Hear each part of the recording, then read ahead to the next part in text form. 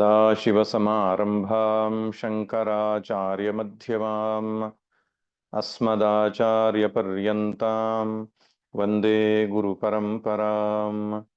ಶ್ರುತಿಸ್ಮೃತಿಪುರಾಣಾನಾಂ ಆಲಯಂ ಕರುಣಾಲಯಂ ನಮಾಮಿ ಭಗವತ್ಪಾದಶಂಕರಂ ಲೋಕಶಂಕರಂ.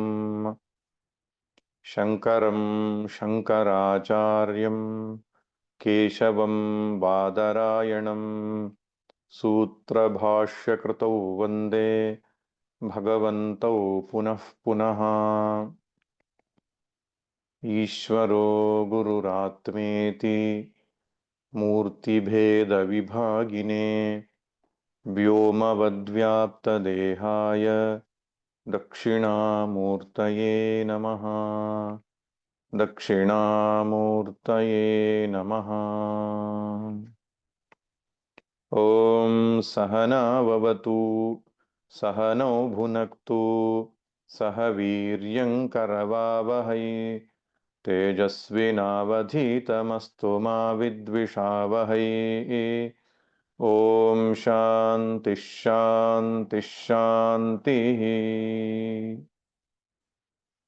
ಹರಿ ಓಂ. ಕಠೋಪನಿಷತ್ತಿನ 2ನೇ ಅಧ್ಯಾಯದ 2ನೇ ವಲ್ಲಿಯ ಕೊನೆಯ ಕೆಲವು ಮಂತ್ರಗಳನ್ನು ನಾವು ನೋಡ್ತಾ ಇದ್ದೆವು. ಹಿಂದಿನ ತರಗತಿಯಲ್ಲಿ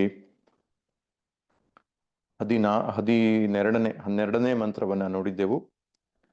ಅದಕ್ಕೂ ಮೊದಲು ಅಗ್ನಿ ದೃಷ್ಟಾಂತ, ವಾಯು ದೃಷ್ಟಾಂತ ಮತ್ತು ಸೂರ್ಯನ ದೃಷ್ಟಾಂತದಿಂದ ಒಬ್ಬನೇ ಆತ್ಮನು ಬಹುತ್ವವಾಗಿ ತೋರ್ತಾನೆ ಅಂತ. ತೋರುವುದು ಅನೇಕವಾಗಿದ್ದರೂ ಇರುವುದು ಒಬ್ಬನೇ ಆತ್ಮ ಎಂಬುದನ್ನ ಶ್ರುತಿ ಪ್ರತಿಪಾದನೆ ಮಾಡಿದೆ. ತದನಂತರ 12 ಮತ್ತು 13ನೆಯ ಮಂತ್ರದಲ್ಲಿ ಈಶ್ವರ ಜೀವ ಐಕ್ಯವನ್ನ ಹೇಳುತ್ತಾ ಅದರ ಫಲವನ್ನು ಹೇಳುವುದರ ಮೂಲಕವಾಗಿ ಒಟ್ಟಾರೆಯಾದ ಉಪದೇಶವನ್ನ ನೀಡ್ತಾ ಇದೆ. 2 ಮಂತ್ರಗಳಲ್ಲಿಯೂ ಕೂಡ ಈಶ್ವರ ಸ್ವರೂಪ ವರ್ಣನೆ, ಆಮೇಲೆ ಜೀವ ಸ್ವರೂಪ ವರ್ಣನೆ, ಜೀವೇಶ್ವರ ಐಕ್ಯ ಮತ್ತು ಅದರ ಫಲ, ಇಷ್ಟನ್ನು ಅದು ಹೇಳುತ್ತಾ ಉಪನಿಷತ್ತಿನ ಒಟ್ಟಾರೆಯಾದಂತಹ ಸಂದೇಶವನ್ನ ಕಟ್ಟಿಕೊಡ್ತಾ ಇದೆ. ಅದರಲ್ಲಿ ವಿಶೇಷವಾಗಿ ಅದು ಫಲವನ್ನ ಏನು ಹೇಳ್ತಾ ಇದೆ, ನಾವು ಬಹಳ ಎಚ್ಚರಿಕೆಯಿಂದ ಗಮನಿಸಬೇಕಾಗುವಂಥದ್ದು. ಏಕೋ ವಶೀ ಸರ್ವಭೂತಾಂತರಾತ್ಮ ಏಕಂ ರೂಪಂ ಬಹುಧಾ ಯಃ ಕರೋತಿ ತಮ್ ಆತ್ಮಸ್ಥಂ ಏನು ಪಶ್ಯಂತಿ ಧೀರಾಃ ತೇಷಾಂ ಸುಖಂ ಶಾಶ್ವತಂ ನ ಇತರೇಷಾಂ ಎಂಬುದಾಗಿ ಹೇಳುತ್ತೆ. ಶಾಶ್ವತವಾದ ಸುಖ ಅಂಥವರಿಗೆ ಮಾತ್ರ, ಈ ಬೇರೆಯವರಿಗೆ ಅಲ್ಲ ಎಂಬಂತಹ ಒಂದು ಮಾತನ್ನ ಶ್ರುತಿ ಹೇಳ್ತಾ ಇದೆ.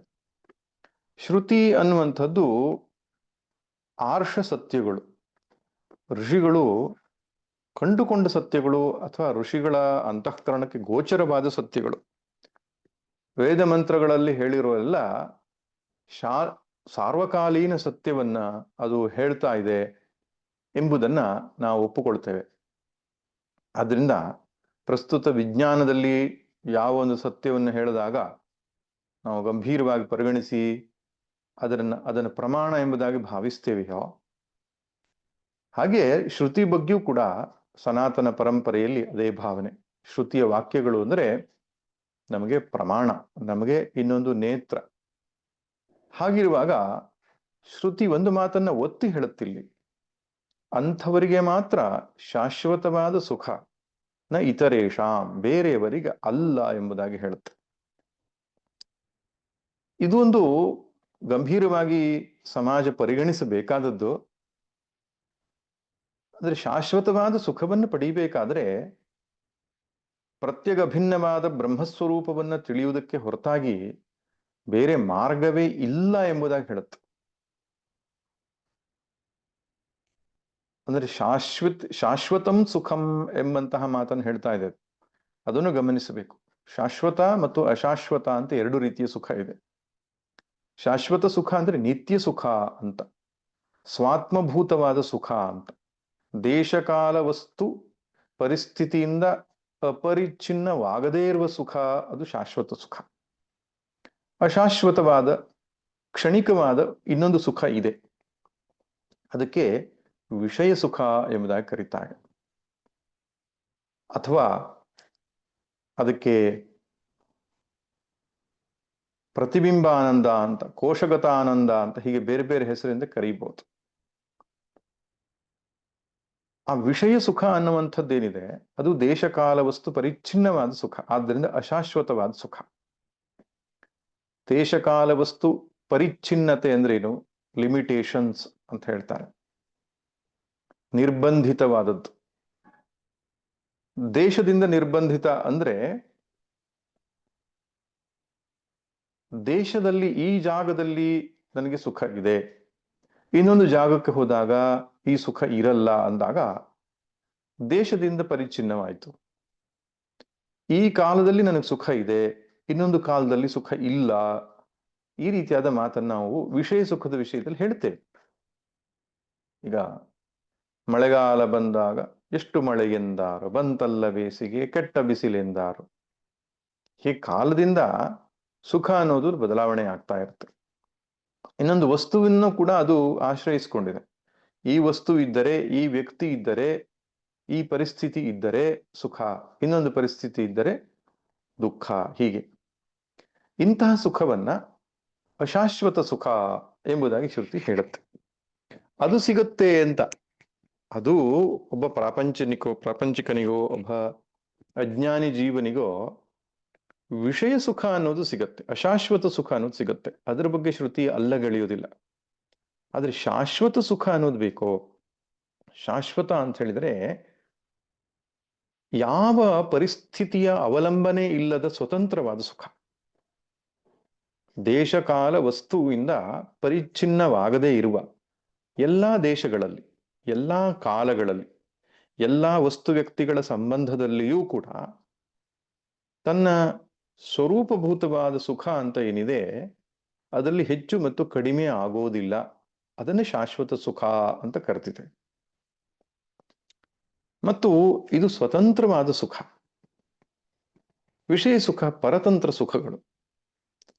ಸರ್ವಂ ಆತ್ಮವಶಂ ಸುಖಂ, ಸರ್ವಂ ಪರವಶಂ ದುಃಖಂ ಎಂಬುದಾಗಿ ಮಹಾಭಾರತವೇ ಹೇಳುತ್ತೆ. ಆತ್ಮವಶವಾದಂತಹ ಎಲ್ಲವೂ ಸುಖ, ಪರವಶವಾದ ದುಃಖ ಅಂತ. ಆದ್ದರಿಂದ ಸ್ವತಂತ್ರವಾದ, ಸ್ವಾತ್ಮಭೂತವಾದ, ಅಪರಿಚ್ಛಿನ್ನವಾದ ಈ ಆತ್ಮಸುಖ ಅನ್ನುವಂಥದ್ದೇನಿದೆ ಅದನ್ನು ಶಾಶ್ವತ ಸುಖ ಅಂತ ಕರಿತಿದೆ. ಅದಕ್ಕೆ ದಾರಿ ಒಂದೇ, ಆತ್ಮಜ್ಞಾನ ಅಂತ. ತನ್ನ ಸ್ವಸ್ವರೂಪವನ್ನ ಯಥಾರ್ಥವಾಗಿ ಕಂಡುಕೊಳ್ಳುವುದಕ್ಕೆ ಹೊರತಾಗಿ ಬೇರೆ ಮಾರ್ಗವೇ ಇಲ್ಲ ಅಂತ. DVG ಅವರು ತಮ್ಮ ಕಗ್ಗಗಳಲ್ಲಿ ಅನೇಕ ಸಂದರ್ಭಗಳಲ್ಲಿ ಹೇಳ್ತಾರೆ ಅದನ್ನು.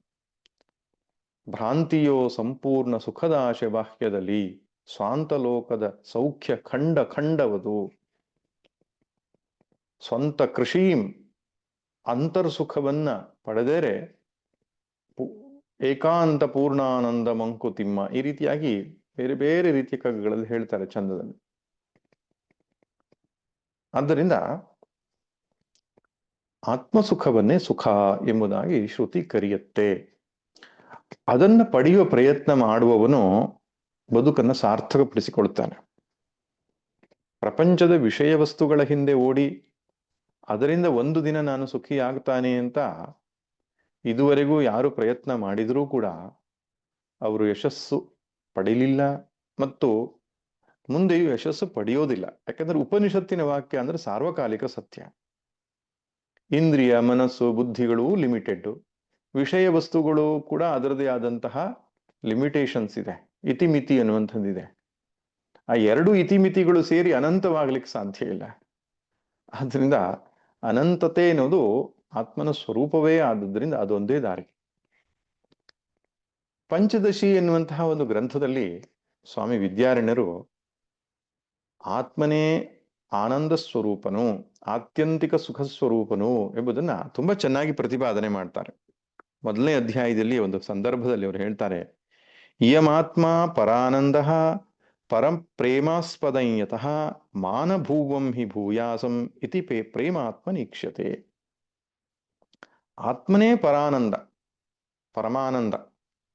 ಯಾಕೆ ಅಂತ ಹೇಳಿದ್ರೆ ಅವ್ರು ಕೊಡುವ ಕಾರಣ ಪರಪ್ರೇಮಾಸ್ಮದಯತಃ, ಅವನು ಹೆಚ್ಚಿನ ಪ್ರೇಮಕ್ಕೆ ಒಳಪಟ್ಟವನು ಅಂತ. ನಾವು ಅತ್ಯಂತ ಹೆಚ್ಚು ಪ್ರೀತಿಸುವುದು ಯಾವುದನ್ನ ಅಂದ್ರೆ ನಮ್ಮನ್ನೇ. ಆದ್ದರಿಂದ ಅವನು ಅತ್ಯಂತ ಸುಖ ಸ್ವರೂಪನು ಅಂತ ಹೇಳ್ತಾರೆ. ನೋಡಿ, ಇಲ್ಲಿ ಗಮನಿಸಬೇಕಾದ ಅಂಶ, ನಮ್ಮ ಪ್ರೀತಿ ಎಲ್ಲಿದೆಯೋ ಅಲ್ಲಿ ಸುಖ ಇರುತ್ತೆ ಅಂತ. ಒಂದು ವಸ್ತುವನ್ನು ನಾವು ಪ್ರೀತಿಸ್ತೇವೆ ಅಂದ್ರೆ ಅಲ್ಲಿ ಸುಖ ಹೇತುವಾಗಿರುತ್ತೆ ಆ ವಸ್ತು. ಇದು ಗಮನಿಸಬೇಕಾದ ಅಂಶ. ಈಗ ಮಕ್ಕಳನ್ನು, ಹೆಂಡತಿಯನ್ನು, ಮನೆಯನ್ನು, ದುಡ್ಡನ್ನು, ಇನ್ಯಾವುದೋನ್ನು ಒಬ್ಬ ಮನುಷ್ಯ ಪ್ರೀತಿಸ್ತಿದ್ದಾನೆ ಅಂದ್ರೆ ಅರ್ಥ ಇಷ್ಟೇ, ಅಲ್ಲಿ ಅವನು ಸುಖವನ್ನ ಕಾಣ್ತಾ ಇದ್ದಾನೆ. ಸುಖಕ್ಕೂ ಪ್ರೇಮಕ್ಕೂ ನೇರವಾದ ಸಂಬಂಧ. ಹೆಚ್ಚು ಸುಖವನ್ನ ಯಾವುದು ಕೊಡ್ತದೋ ಅದ್ರ ಬಗ್ಗೆ ಹೆಚ್ಚು ಪ್ರೇಮ ಇರ್ತದೆ. ಇದು ತರ್ಕ. ಈಗ ದೂರದ ಯಾವುದೋ ಒಂದು ವ್ಯಕ್ತಿಯನ್ನ ನಾವು ಸಹಜವಾಗಿ ಪ್ರೀತಿಸೋದಕ್ಕಿಂತ ನಮ್ಮ ನೆಂಟರನ್ನ ಹೆಚ್ಚು ಪ್ರೀತಿಸ್ತೇವೆ. ಬಂಧು ಬಾಂಧವರು, ನೆಂಟರಿಗಿಂತ ಹೆಚ್ಚು ನಮ್ಮ ಒಳಗಡೆ ಸರ್ಕಲ್, ತಂದೆ ತಾಯಿ, ಅದಕ್ಕಿಂತ ಹೆಚ್ಚು ಪ್ರೀತಿ ತನ್ನದಿಂದ ಹುಟ್ಟಿದಂತಹ ಮಕ್ಕಳು ಮುಂತಾದವುಗಳ ಬಗ್ಗೆ. ಅದಕ್ಕಿಂತಲೂ ಹೆಚ್ಚಿನ ಪ್ರೀತಿ ತನ್ನ ಆತ್ಮದ ಬಗ್ಗೆ ಇರ್ತದೆ ಅಂತ ಹೇಳುತ್ತೆ ಉಪನಿಷತ್ತು. ಯಾಕೆ? ಅದಕ್ಕೊಂದು ಕಾರಣ ಬೇಕಲ್ಲ. ನೀವು ತನ್ನನ್ನೇ ಹೆಚ್ಚು ಪ್ರೀತಿಸಿಕೊಳ್ತಾನೆ ಅನ್ನೋದಕ್ಕೆ ಏನು ಕಾರಣ? ಮಾನಭೂವಂ ಹಿ ಭೂಯಾಸಂ ಇತಿ ಪ್ರೇಮಾತ್ಮನಿ ಈಕ್ಷ್ಯತೆ. ನಾನು ಎಂದೆಂದೂ ಇಲ್ಲದವನಾಗದೇ ಇರ್ಲಿ, ನಾನು ಯಾವಾಗಲೂ ಇರ್ಲಿ ಅಂದ್ರೆ ನನ್ನನ್ನು ಕಳ್ಕೊಳ್ಳಿಕ್ಕೆ ಇಷ್ಟ ಇಲ್ಲ. ಬೇರೆ ಎಲ್ಲದನ್ನು ಪ್ರೀತಿಸ್ತೇನೆ ಯಾವಾಗ? ನನ್ನನ್ನು ಇಟ್ಟುಕೊಂಡು, ನನ್ನನ್ನ ಕಾಪಿಟ್ಟುಕೊಂಡು, ನನ್ನನ್ನು ರಕ್ಷಿಸಿಕೊಂಡು ಬೇರೆಯವರನ್ನ ಪ್ರೀತಿಸ್ತೇನೆ. ಅಂದ್ರೆ ಆತ್ಯಂತಿಕವಾಗಿ ನಾನು ಇರಬೇಕು, ಬೇರೆಯವರು ಇರುವುದಕ್ಕಿಂತ ಮುಖ್ಯ ನಾನು ಇರಬೇಕು ಅಂತ. ಇದು ನಾವು ಸಹಜವಾಗಿ ಕಾಣುವಂತ ಸತ್ಯ. ಆದ್ದರಿಂದ ತನ್ನನ್ನೇ ಹೆಚ್ಚು ಪ್ರೀತಿಸಿಕೊಳ್ತಾನೆ. ಇದೇ ತರ್ಕವನ್ನು ನಾವು ಅನುಸರಿಸಿದ್ರೆ, ಹೆಚ್ಚು ಪ್ರೀತಿ ಇದ್ದಲ್ಲಿ ಹೆಚ್ಚು ಸುಖ ಎನ್ನುವಂತಹ ಒಂದು ತರ್ಕವನ್ನು ನಾವು ಬಳಸಿದಾಗ, ತನ್ನನ್ನೇ ಹೆಚ್ಚು ಪ್ರೀತಿಸಿಕೊಳ್ಳೋದ್ರಿಂದ ತಾನೇ ಅತ್ಯಂತ ಪ್ರಿಯತಮನು ಅಂತ ಗೊತ್ತಾಗ್ತದೆ ಅಂತ ವಿದ್ಯಾರಣ್ಯ ಸ್ವಾಮಿಗಳು ಚಂದದಲ್ಲಿ ನಿರೂಪಣೆ ಮಾಡ್ತಾರೆ. ಹಾಗೆ ಇನ್ನೊಂದು ಮಾತು ಹೇಳ್ತಾರೆ ಅವರು, ತತ್ ಪ್ರೇಮಾತ್ಮಾರ್ಥಮನ್ಯತ್ರ ನೈವ ಮನ್ಯಾರ್ಥಮಾತ್ಮನಿ ಅತಸ್ತತ್ ಪರಮಂ ತೇನ ಪರಮಾನಂದತಾತ್ಮನಃ. ತನಗಿಂತಲೂ ಬೇರೆಯವರಾದ ಪುತ್ರಾದಿಗಳಲ್ಲಿರುವ ಪ್ರೀತಿಯು ತನ್ನ ಪ್ರಯೋಜನಕ್ಕಾಗಿಯೇ ಅಂತ. ಆದ್ದರಿಂದ ಅವರ ಪ್ರಯೋಜನಕ್ಕಾಗಿ ಅಲ್ಲ. ಬೃಹದಾರಣ್ಯಕ ಉಪನಿಷತ್ನಲ್ಲಿ ಇದ್ರ ಬಗ್ಗೆ ಒಂದು ಅಧ್ಯಾಯವೇ ಇದೆ. ಯಾಜ್ಞವಲ್ಕ್ಯ ಮತ್ತು ಮೈತ್ರೇಯಿ ಸಂಭಾಷಣೆಯ ಸಂದರ್ಭದಲ್ಲಿ ಆ ಯಾಜ್ಞವಲ್ಕ್ಯರು ಮೈತ್ರೇಯಿಗೆ ಹೇಳ್ತಾರೆ, ಅರೇ ಪತ್ಯುಃ ಕಾಮಾಯ ಪತಿಃ ಪ್ರಿಯೋ ಭವತಿ, ಆತ್ಮನಸ್ತು ಕಾಮಾಯ ಪತಿಃ ಪ್ರಿಯೋ ಭವತಿ, ಜಾಯಾಯೇ ಕಾಮಾಯ ಜಾಯಾ ಪ್ರಿಯೋ ಭವತಿ, ಆತ್ಮನಸ್ತು ಕಾಮಾಯ ಜಾಯಾ ಪ್ರಿಯೋ ಭವತಿ. ಈ ಒಂದು ಉದ್ದದ ಪಟ್ಟಿ ಹೇಳ್ತಾರೆ. ಅಂದ್ರೆ ನಾವು ಇನ್ನೊಬ್ಬರನ್ನ ಪ್ರೀತಿಸುವುದು ನಮ್ಮ ಸುಖಕ್ಕಾಗಿ ಅಂತ. ಕೊನೆಗೆ ಆತ್ಮನಸ್ತು ಕಾಮಾಯ ಸರ್ವಂ ಪ್ರಿಯಂ ಭವತಿ ಎಂಬುದಾಗಿ ಹೇಳ್ತಾರೆ. ಎಲ್ಲವೂ ಪ್ರಿಯತಮವಾಗುವುದು ತನ್ನ ಸುಖಕ್ಕಾಗಿ. ಆದ್ದರಿಂದ ತಾನು ಅನ್ನುವಂಥದ್ದೇ ಅತ್ಯಂತ ಸುಖ ಸ್ವರೂಪನು ಎಂಬುದಾಗಿ ನಾವು ಸಾಧಿಸಬಹುದಾಗಿದೆ. ಹೀಗಿರುವುದರಿಂದ ಆತ್ಮನನ್ನು ಕಂಡುಕೊಳ್ಳದೆ, ಆತ್ಮನ ಯಥಾರ್ಥ ಜ್ಞಾನವಾಗದೆ ಆತ್ಮ ಲಾಭವಾಗುವುದಿಲ್ಲ. ತನ್ನನ್ನು ಪಡೆದುಕೊಳ್ಳೋದು ಅಂದ್ರೆ ಅರ್ಥ ತನ್ನನ್ನು ಯಥಾರ್ಥವಾಗಿ ತಿಳಿದುಕೊಳ್ಳೋದು. ಆ ಮೂಲಕವಾಗಿ ಶಾಶ್ವತವಾದಂತಹ ಸುಖವನ್ನ ಪಡಿಲಿಕ್ಕೆ ಸಾಧ್ಯ. ಇನ್ನು ಬೇರೆ ಮಾರ್ಗ ಇಲ್ಲ ಅಂತ ಶ್ರುತಿ ಹೇಳುತ್ತೆ. ಅದನ್ನು ಗಮನಿಸಬೇಕು. ನ ಇತರೇಷಾಂ, ಬೇರೆಯವರಿಗಲ್ಲ. ಶರೀರಾಭಿಮಾನಗಳನ್ನಿಟ್ಟುಕೊಂಡು, ಮನಸ್ಸು ಬುದ್ಧಿ ಮುಂತಾದ ಅಭಿಮಾನಗಳನ್ನಿಟ್ಟುಕೊಂಡು ವ್ಯವಹಾರ ಪ್ರಪಂಚದಲ್ಲಿ ತೊಡಗಿಸಿಕೊಂಡು ಅಜ್ಞಾನದಲ್ಲಿ ಇರತಕ್ಕಂತಹ ವ್ಯಕ್ತಿಗೆ ಶಾಶ್ವತವಾದ ಸುಖ ಸಿಗೋದಿಲ್ಲ. ಹಾಗೆ ಮುಂದಿನ ಮಂತ್ರವೂ ಕೂಡ 13ನೇ ಮಂತ್ರ ಇದೇ ರೀತಿಯ ಚಿಂತನೆಯನ್ನು ಸ್ವಲ್ಪ ಬದಲಾವಣೆಯೊಂದಿಗೆ ಮಾಡುತ್ತೆ. 13ನೇ ಮಂತ್ರ. ನಿತ್ಯೋ ನಿತ್ಯಾನಾಂ ಚೇತನಶ್ಚೇತನಾನಾಂ ಏಕೋ ಬಹೂನಾಂ ಯೋ ವಿದಧಾತಿ ಕಾಮಾನ್ ತಮಾತ್ಮಸ್ಥಂ ಯೇನು ಪಶ್ಯಂತಿ ಧೀರಾಃ ತೇಷಾಂ ಸುಖಂ ತೇಷಾಂ ಶಾಂತಿಃ ಶಾಶ್ವತೀ ನೇತರೇಷಾಂ. ಈ ಮಂತ್ರವು ಸಂಪೂರ್ಣವಾದ ವೇದಾಂತದ ಉಪದೇಶ ಕೊಡ್ತಿದೆ. ಅಂದ್ರೆ ಜೀವಬ್ರಹ್ಮೈಕ್ಯ ಮತ್ತು ಫಲವನ್ನು ಹೇಳ್ತಾ ಇದೆ. ಮೊದಲನೇ 2 ಪಾದಗಳು ನಿತ್ಯೋ ನಿತ್ಯಾನಾಂ ಚೇತನಶ್ಚೇತನಾನಾಂ ಏಕೋ ಬಹೂನಾಂ ಯೋ ವಿದಧಾತಿ ಕಾಮಾನ್, ಇದು ಪರಮಾತ್ಮ ಸ್ವರೂಪವನ್ನು ಹೇಳ್ತಾ ಇದೆ. ತಮ್ಮ ಆತ್ಮಸ್ತಂಭೇನು ಪಶ್ಯಂತಿ ಧೀರಾಃ, ಇದು ಜೀವಬ್ರಹ್ಮ ಐಕ್ಯವನ್ನು ಹೇಳ್ತಾ ಇದೆ. ಆಮೇಲೆ ಕೊನೆಯ ಪಾದ ಏನಿದೆ, ತೇಷಾಂ ಶಾಂತಿ ಶಾಶ್ವತಿ ನೇತರೇಷಾಂ, ಇದು ಫಲವನ್ನು ಹೇಳ್ತಾ ಇದೆ. ಅಲ್ಲಿ ಸುಖಂ ಶಾಶ್ವತಂ ಅಂತ ಬಂದಿತ್ತು, ಇಲ್ಲಿ ಶಾಂತಿ ಶಾಶ್ವತಿ. ಹಿಂದಿನ ಮಂತ್ರದಲ್ಲಿ ಸುಖಂ ಶಾಶ್ವತಂ, ಅದು ನಪುಂಸಕಲಿಂಗವಾದರೆ ಶಾಶ್ವತಂ ಅಂತ ಬಂತು. ಇಲ್ಲಿ ಶಾಂತಿ ಸ್ತ್ರೀಲಿಂಗವಾದ್ರಿಂದ ಶಾಶ್ವತಿ ಅಂತ ಬಂತು. ನೋಡಿ, ಅಲ್ಲಿ ಆತ್ಮಜ್ಞಾನದ ಫಲವನ್ನು ಹೇಳುವಾಗ ಸುಖ ಎನ್ನುವುದಾಗಿ ಬಳಸ್ತು, ಇಲ್ಲಿ ಶಾಂತಿ ಅಂತ ಹೇಳಿ ಬೆಳೆಸ್ತು. ನ ಇತರೇಷ, ಬೇರೆಯವರಿಗಲ್ಲ ಅಂತ. ಸೊ ಆತ್ಮಜ್ಞಾನದ ಫಲ ಶಾಂತಿಯೋ ಸುಖವೋ, ಎರಡರಲ್ಲಿ ಯಾವುದು ಒಂದು ಅಂತ ಕೇಳಿದ್ರೆ, ಶಾಂತಿ ಮತ್ತು ಸುಖ ಇದೆರಡಕ್ಕೂ ವಿಶೇಷವಾದ ವ್ಯತ್ಯಾಸ ಏನಿಲ್ಲ, ಎರಡೂ ಒಂದೇ. ದೃಷ್ಟಿಕೋನದಿಂದ ಹೀಗೆ ಬೇರೆ ಹೆಸರುಗಳು ಅಷ್ಟೇ ಬಿಟ್ರೆ, ಭಗವದ್ಗೀತೆಯಲ್ಲಿ ಕೃಷ್ಣ ಅಶಾಂತಸ್ಯ ಕುತಃ ಸುಖಂ ಅಂತ ಹೇಳ್ತಾನೆ. ಮನಸ್ಸು ಶಾಂತವಾಗದೇ ಇದ್ರೆ ಸುಖ ಅನ್ನೋದು ಅನುಭವಕ್ಕೆ ಬರಲ್ಲ.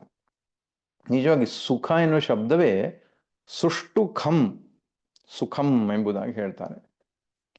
ಖಂ, ಖ ಅಂದ್ರೆ ಆಕಾಶ ಅಂತ, ಸ್ಪೇಸ್ ಅಂತ ಅರ್ಥ. ಸುಷ್ಟು ಚೆನ್ನಾಗಿರುವ ಸ್ಪೇಸ್, ಆಕಾಶ. ಎಲ್ಲಿ? ಮನಸ್ಸಿನಲ್ಲಿ. ಮನಸ್ಸಲ್ಲಿ ಸ್ಪೇಸ್ ಚೆನ್ನಾಗಿರ್ಬೇಕು ಅಂದ್ರೆ ಅರ್ಥ ಏನು?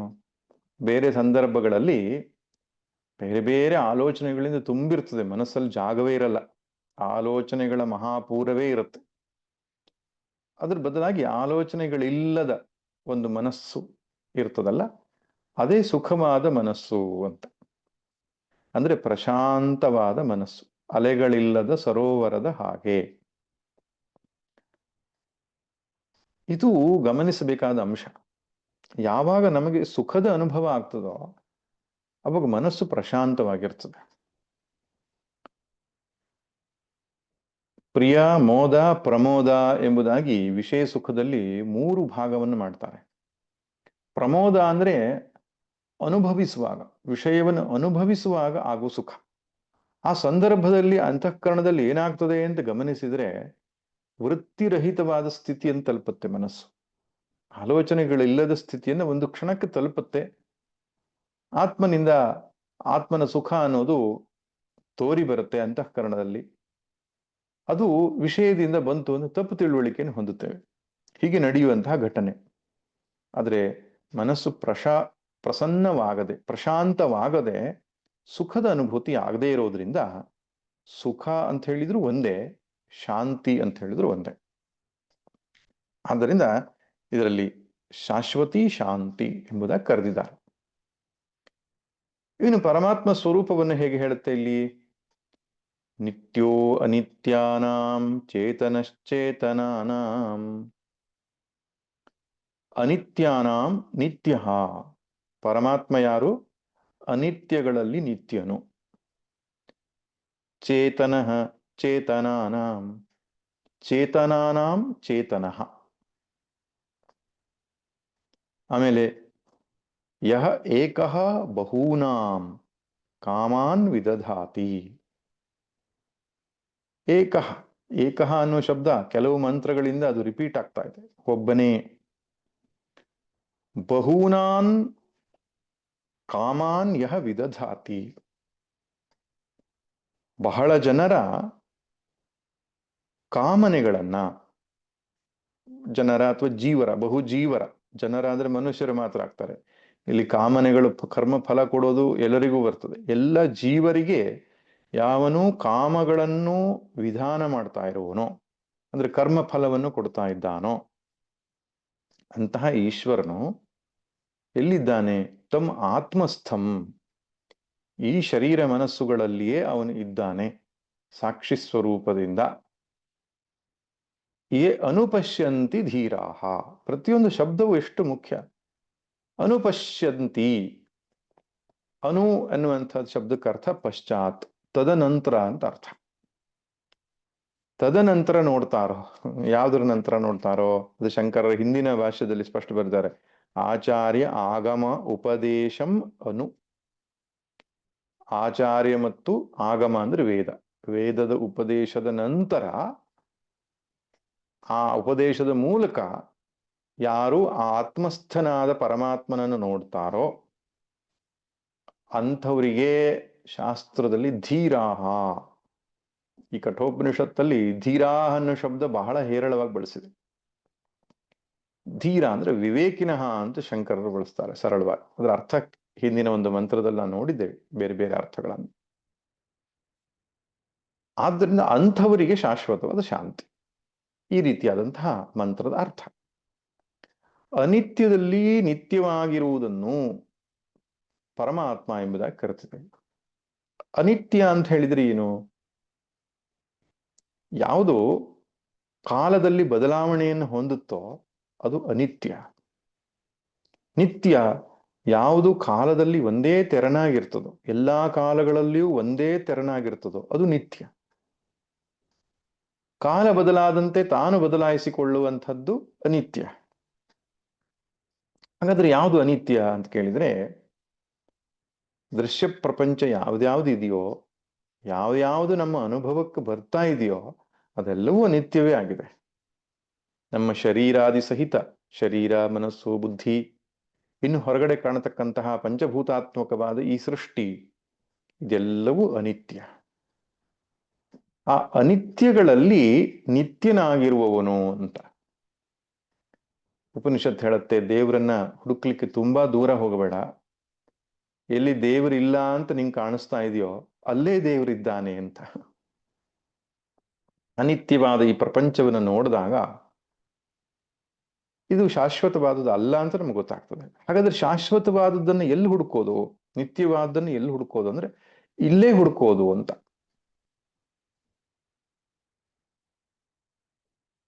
DVG ಹೇಳಿದಾಗೆ,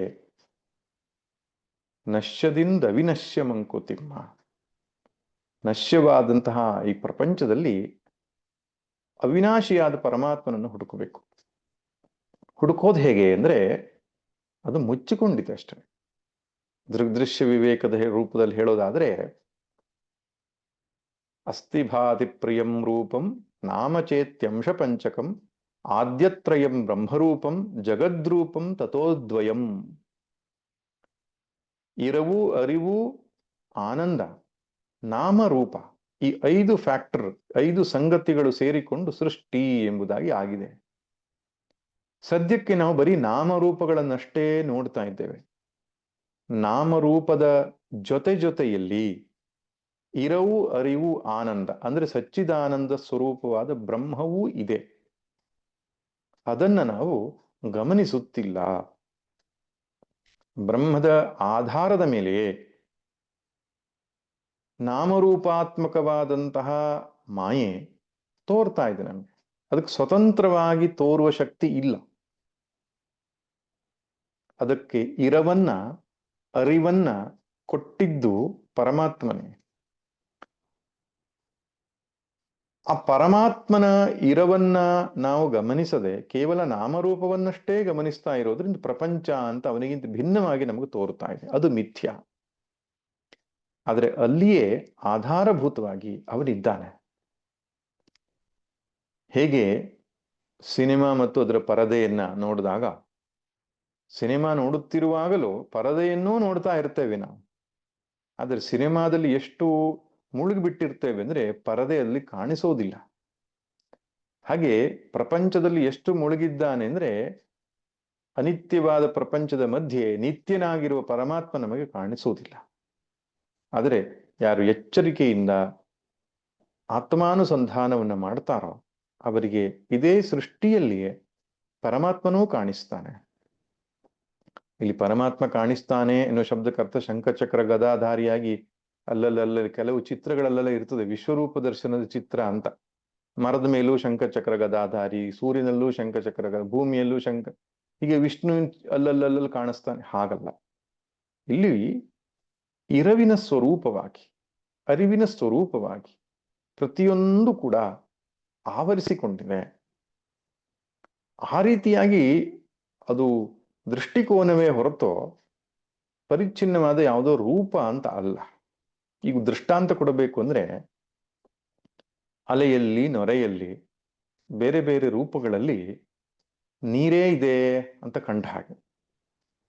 ನೀರೇ ಅಲೆಯಾಗಿ ನೊರೆಯಾಗಿ ಮಾರ್ಪಟ್ಟಿದೆ, ಆಧಾರ ನೀರೇ. ಹಾಗೆ ಒಂದು ಮರದ ಪೀಠೋಪಕರಣಗಳನ್ನು ನೋಡುವಾಗ, ಕುರ್ಚಿಯೋ ಮೇಜೋ ಮತ್ತೊಂದೋ ಮಗದೊಂದೋ ನೋಡುವಾಗ ಅದಕ್ಕೆಲ್ಲದಕ್ಕೂ ಕೂಡ ಮರವೇ ಆಧಾರವಾಗಿದೆ ನೋಡುವ ಹಾಗೆ, ಆಭರಣಗಳಲ್ಲಿ ಚಿನ್ನವೇ ಅನುಸ್ಯೂತವಾಗಿದೆ ಅಂತ ನೋಡುವ ಹಾಗೆ, ಈ ನಾಮರೂಪಾತ್ಮಕವಾದ ಪ್ರಪಂಚದಲ್ಲಿ ಸಚ್ಚಿದಾನಂದ ಬ್ರಹ್ಮವಸ್ತುವೇ ಅನುಸ್ಯೂತವಾಗಿದೆ. ಈಶಾವಾಸ್ಯಮಿದಂ ಸರ್ವಂ ಎಂಬ ದೃಷ್ಟಿಕೋನವೇ ಹೊರತು ಅದು ಯಾವುದೋ ಒಂದು ರೂಪದಲ್ಲಿ ನೋಡುವಂಥದ್ದು ಅಂತ ಅರ್ಥ ಅಲ್ಲ. ಇದೊಂದು ವಿಷಯ. ಇನ್ನೊಂದು ಮಾತನ್ನ ಉಪನಿಷತ್ ಹೇಳುತ್ತೆ, ಚೇತನಾನಾಂ ಚೇತನಃ. ಆ ಈಶ್ವರ ಅಂದ್ರೆ ಯಾರು?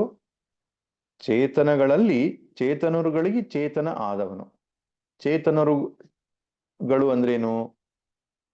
ಚೇತನಗಳು ಅಂದ್ರೆ ಬ್ರಹ್ಮಾದೀನಾಂ ಪ್ರಾಣಿನಾಂ, ಚತುರ್ಮುಖ ಬ್ರಹ್ಮನಿಂದ ಹಿಡಿದು ಒಂದು ಸಣ್ಣ ಹುಳದವರೆಗೆ ಕೂಡ ಎಲ್ಲ ಜೀವರಾಶಿಗಳು ಕೂಡ ಚೇತನಾತ್ಮಕವಾಗಿವೆ.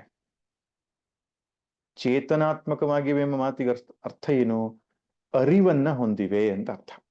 ವೇದಾಂತದಲ್ಲಿ ಚೈತನ್ಯ, ಚೇತನ ಅಂದ್ರೆ ಎನರ್ಜಿ ಅಲ್ಲ. ಕನ್ನಡ ಭಾಷೆಯಲ್ಲಿ ನಾವು ಹಾಗೆ ಪ್ರಯೋಗ ಮಾಡ್ತೇವೆ, ತುಂಬಾ ಎನರ್ಜೆಟಿಕ್ ಮ್ಯಾನ್ ಅಂತ ಹೇಳೋದಿಕ್ಕೆ ತುಂಬಾ ಚೈತನ್ಯಯುತವಾಗಿದೆ ಅವನು ಅಂತ. ಆದ್ರೆ ವೇದಾಂತದಲ್ಲಿ ಚೈತನ್ಯ ಅಂದ್ರೆ ಅರಿವು, ಕಾನ್ಶಿಯಸ್ನೆಸ್ ಅಂತ ಅರ್ಥ. ಶಂಕರರು ಭಾಷೆದಲ್ಲಿ ಅಗ್ನಿ ನಿಮಿತ್ತಮಿವ ದಾಹಕತ್ವಂ ಅನಗ್ನೀನಾಂ ಉದಕಾದೀನಾಂ ಆತ್ಮಚೈತನ್ಯ ನಿಮಿತ್ತಮೇವ ಚೇತಯಿತೃತ್ವ ಮನ್ಯೇಷಾಂ ಅಂತ ಹೇಳ್ತಾರೆ.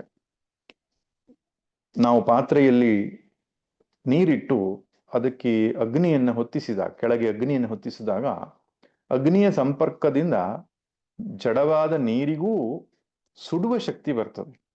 ನೀರು ಸುಡ್ತಾ ಇದೆ ಅಂತ ಕೇಳ್ತೇವೆ, ಅಯ್ಯೋ ಕೈ ಇಟ್ಟರೆ ನೀರು ಸುಡುತ್ತೆ ಅಂತ. ನೀರಿಗೆ ಸುಡೋ ಶಕ್ತಿ ಎಲ್ಲಿದ್ದು ಬಂತು? ಅಗ್ನಿ ನಿಮಿತ್ತಂ, ಅಗ್ನಿಯಿಂದಾಗಿ ದಾಹಕತ್ವ ಅನ್ನೋದು ಅನಗ್ನಿನ, ಅಗ್ನಿ ಅಲ್ಲದ ವಸ್ತುಗಳಿಗೆ ಬರ್ತದೆ. ಉದಕಾದೀನ, ನೀರು ಮುಂತಾದವುಗಳಿಗೆ. ಹಾಗೆಯೇ ಆತ್ಮ ಚೈತನ್ಯ ನಿಮಿತ್ತಮೇವ ಚೇತಯಿತೃತ್ವ ಮನ್ಯೇಷಾಂ, ಆತ್ಮ ಚೈತನ್ಯದ ಸನ್ನಿಧಿಯಿಂದ ಅಂತಃಕರಣದಲ್ಲಿ ಚಿದಾಭಾಸ ಅನ್ನೋದು ಉಂಟಾಗಿ ಅದರಿಂದ ಅರಿಯುವ ಶಕ್ತಿ ಬೇರೆ ಜೀವರುಗಳಿಗೆ ಬಂದಿದೆ. ಅರ್ಥ ಇದಕ್ಕೆ ಚೇತನಶ್ಚೇತನಾನಾಂ. ಇಲ್ಲಿ ಎರಡನೇ ಬಾರಿ ಚೇತನಾನಾಂ ಅಂದಾಗ ಜೀವರುಗಳು ಅಂತ ತಗೊಳ್ಬೇಕು. ಯಾಕೆ? ಜೀವರುಗಳಲ್ಲಿ ಅರಿಯುವ ಶಕ್ತಿ ಇದೆ, ಅದು ಬೇರೆ ಬೇರೆ ಹಂತದಲ್ಲಿದೆ. ಒಬ್ಬ ವ್ಯಕ್ತಿಯಲ್ಲಿ ಅರಿಯುವ ಸಾಮರ್ಥ್ಯ ಹೆಚ್ಚಾಗಿ ತೋರಬಹುದು, ಅದನ್ನು ಕಲೆಯ ವಿಸ್ತಾರ ಎಂಬುದಾಗಿ ಶಾಸ್ತ್ರ ಹೇಳುತ್ತೆ. ಅಂಡಜ, ಸ್ವೇದಜ, ಉದ್ಭಿಜ್ಜ, ಜರಾಯುಜ ಎಂಬುದಾಗಿ 4 ರೀತಿಯ ಜೀವರಾಶಿಯನ್ನು ಹೇಳುತ್ತೆ ಭೂಮಿಯ ಮೇಲೆ. ಸ್ವೇದಜ ಅಂದ್ರೆ ಸೊಳ್ಳೆ ಮುಂತಾದವು. ಅಂಡಜ ಅಂತ ಹೇಳಿದ್ರೆ ಮೊಟ್ಟೆಯಿಂದ ಹುಟ್ಟತಕ್ಕಂಥವು. ಉದ್ಭಿಜ್ಜ ಅಂದ್ರೆ ವೃಕ್ಷ ಮುಂತಾದವುಗಳು. ಜರಾಯುಜ ಅಂದ್ರೆ ತಾಯಿಯ ಗರ್ಭದಿಂದ ಹೊರಗಡೆ ಬರತಕ್ಕಂಥವು, ಅದರಲ್ಲಿಯೂ ಕೂಡ ಮನುಷ್ಯ ಮುಂತಾದಂಥವು. ಹೀಗೆ ಈ ಎಲ್ಲಾ ಚೇತನಗಳಿಗೆ, ಎಲ್ಲಾ ಜೀವರುಗಳಿಗೆ ಆ ಅರಿವನ್ನ ಕೊಟ್ಟದ್ದು ಯಾವುದು? ಅವನೇ ಪರಮಾತ್ಮ. ಧಿಯೋ ಯೋನಃ ಪ್ರಚೋದಯಾತ್.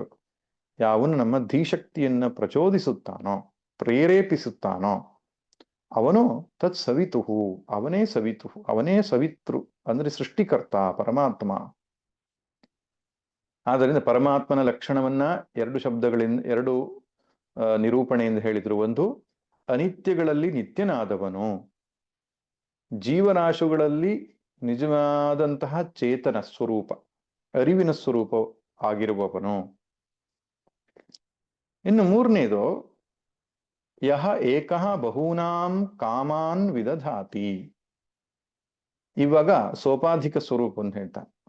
ಇಷ್ಟೊತ್ತು ನಿರುಪಾಧಿಕ ಸ್ವರೂಪವನ್ನ ಹೇಳಿದ್ರೆ, ಸೋಪಾಧಿಕನು ಅದ್ರ ಹೇಗೆ? ಮಾಯೆ ಎಂಬ ಕಾರಣವನ್ನು ಇಟ್ಟುಕೊಂಡು ಈಶ್ವರನನ್ನು ವರ್ಣಿಸುವಾಗ ಸೋಪಾಧಿಕ ಸ್ವರೂಪ ಅಂತ. ಮಾಯಾ ವಿಶಿಷ್ಟ ಚೈತನ್ಯ ಈಶ್ವರ ಒಂದು ಸೋಪಾಧಿಕ ಈಶ್ವರ. ಇನ್ನೊಂದು, ಮಾಯಾ ಮಿಥ್ಯಾತ್ವ ದರ್ಶನದಿಂದ ನೋಡುವಂತಹ ಈಶ್ವರ, ನಿರ್ಗುಣ ಈಶ್ವರ ಅಂತ ಕರೀತಾರೆ, ನಿರುಪಾಧಿಕ ಈಶ್ವರ. ಸೊ ಈಶ್ವರನ ವರ್ಣನೆ ಮಾಡುವಾಗ ಶಾಸ್ತ್ರದಲ್ಲಿ ಎರಡೂ ಶಬ್ದಗಳನ್ನು ಕರೆಯುತ್ತೆ. ಯಾವನು ಸೃಷ್ಟಿ ಸ್ಥಿತಿ ಲಯವನ್ನ ಮಾಡಿದನೋ, ಸರ್ವಜ್ಞನೋ ಸರ್ವಶಕ್ತನೋ, ಈ ಶಬ್ದಗಳೂ ಈಶ್ವರನಿಗೆ ಬರ್ತದೆ. ಯಾವನೋ ತ್ರಿಗುಣಾತೀತನೋ, ಏನೋ ಕಾರ್ಯಕಾರಣಕ್ಕೆ ವಿಲಕ್ಷಣನೋ, ಈ ರೀತಿಯಾದಂತಹ ವರ್ಣನೆ ಬರುತ್ತೆ. ಹಾಗೆ ಬಂದಾಗ ಅದು ನಿರ್ಗುಣ ಈಶ್ವರನ ವರ್ಣನೆ. ಕ್ರಿಯೆಯನ್ನ ದೃಷ್ಟಿಯಲ್ಲಿಟ್ಕೊಂಡು, ಗುಣವನ್ನ ದೃಷ್ಟಿಯಲ್ಲಿಟ್ಕೊಂಡು ವರ್ಣಿಸಿದ್ರೆ ಸೋಪಾಧಿಕ ಈಶ್ವರನ ವರ್ಣನೆ. ಆ ಎರಡೂ ಈಶ್ವರನೇ, ಏನು ವ್ಯತ್ಯಾಸ ಏನಿಲ್ಲ. ಅದರಲ್ಲಿ ಇಲ್ಲಿ ಏಕಃ ಬಹೂನಾಂ ಕಾಮಾನ್ ವಿದಧಾತಿ ಅಂತ ಹೇಳುತ್ತೆ. ಅಂದ್ರೆ ಬಹಳ ಜನರ, ಬಹಳ ಜೀವರುಗಳಿಗೆ ಯಾವನು ಕಾಮನೆಗಳನ್ನ ಈಡೇರಿಸ್ತಾ ಇದ್ದಾನೋ ಅಥವಾ ಕಾಮನೆಗಳನ್ನ ಕೊಡ್ತಾ ಇದ್ದಾನೋ ಅಂತ. ಇಲ್ಲಿ ಕಾಮನೆಗಳು ಅನ್ನೋದಕ್ಕೆ ಶಂಕರರು ಕರ್ಮ ಫಲಾನಿ ಅಂತ ಬರೀತಾರೆ. ಕಿಂಚ ಸಹ ಸರ್ವಜ್ಞ ಸರ್ವೇಶ್ವರ ಕಾಮಿನಾಂ ಸಂಸಾರಿಣಾಂ ಕರ್ಮಾನುರೂಪಂ ಕಾಮಾನ್ ಕರ್ಮಫಲಾನಿ ಸ್ವಾನುಗ್ರಹ ನಿಮಿತ್ತಾಶ್ಚ ಕಾಮಾನ್ ಯಹ ಏಕೋ ಬಹೂನಾಂ ಅನೇಕೇಷಾಂ ಅನಾಯಾಸೇನ ವಿದಧಾತಿ ಪ್ರಯಚ್ಛತಿ ಇತ್ಯೇತತ್. ಯಾರಿಗೆ ಫಲವನ್ನು ಕೊಡ್ತಾನೆ? ಸಂಸಾರಿಗಳಿಗೆ, ಜೀವರುಗಳಿಗೆ. ಹೇಗೆ ಫಲವನ್ನು ಕೊಡ್ತಾನೆ ಅಂದ್ರೆ ಕರ್ಮಾನುರೂಪಂ ಕಾಮಾನ್ ಅಂದ್ರೆ ಕರ್ಮಫಲಾನ್. ನಾವೇನೋ ಕೆಲಸವನ್ನ ಮಾಡಿರ್ತೇವೆ, ಆ ಕೆಲಸಕ್ಕೆ ಒಂದು ಫಲ ಅಂತ ಬರಬೇಕು. ಆ ಫಲ ಕೊಡುವವನು ಯಾರು? ಮೀಮಾಂಸಕರ ಪ್ರಕಾರ ಕರ್ಮವೇ ಫಲವನ್ನು ಕೊಡುತ್ತದೆ ಅಂತ ಹೇಳ್ತಾರೆ. ನಾವು ಯಜ್ಞವನ್ನ ಮಾಡಿದ ಮೇಲೆ ಅದರಿಂದ ಅಪೂರ್ವ ಅನ್ನೋದು ಒಂದು ಸೃಷ್ಟಿ ಆಗ್ತದೆ. ಆ ಅಪೂರ್ವವೇ ಕಾಲಕ್ಕೆ, ಅಂದ್ರೆ ಮುಂದಿನ ಯಾವುದೋ ಒಂದು ಸಂದರ್ಭಕ್ಕೆ ಕಾಲವನ್ನು ಅನುಸರಿಸಿ ಫಲವನ್ನು ಕೊಡ್ತದೆ ಆ ವ್ಯಕ್ತಿಗೆ ಅಂತ ಹೇಳ್ತಾರೆ. ಇದನ್ನು ವೇದಾಂತಿಗಳು ಒಪ್ಪೋದಿಲ್ಲ.